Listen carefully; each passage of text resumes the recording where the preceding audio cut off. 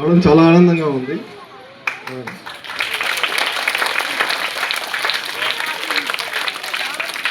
ఎంతో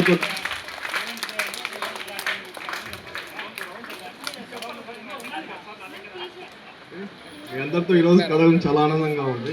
ఓకే, మనందరికీ తెలుసు ఈరోజు మన భారతదేశం మొట్టమొదటి ప్రధానమంత్రి అయిన జవహర్లాల్ నెహ్రూ గారి జన్మదినం సందర్భంగా మనము బాలల దినోత్సవం జరుపుకుంటున్నాం. ఆయన జన్మదినం రోజు మనం ఎందుకు జరుపుకోవాలి? ఎవరికైనా తెలుసా మీకు?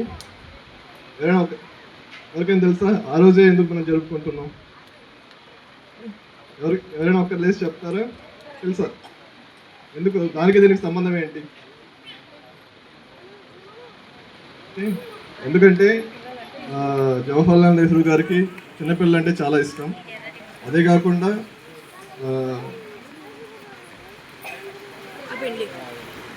నెహ్రూ గారు వాళ్ళే ఈరోజు వాళ్ళే రేపటి పౌరులు అని చెప్పేవారు.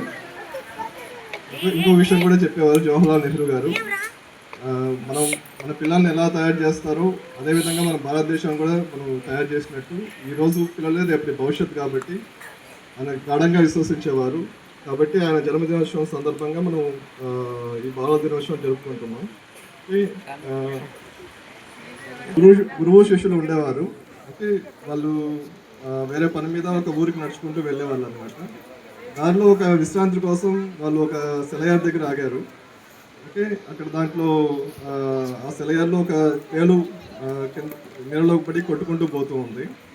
అప్పుడు గురువు దాన్ని చూసి కాపాడడానికి ట్రై చేశాడు అనమాట. దాని చేతితో తీసి పైకి తీశాడు. అది చేతికి పుట్టింది.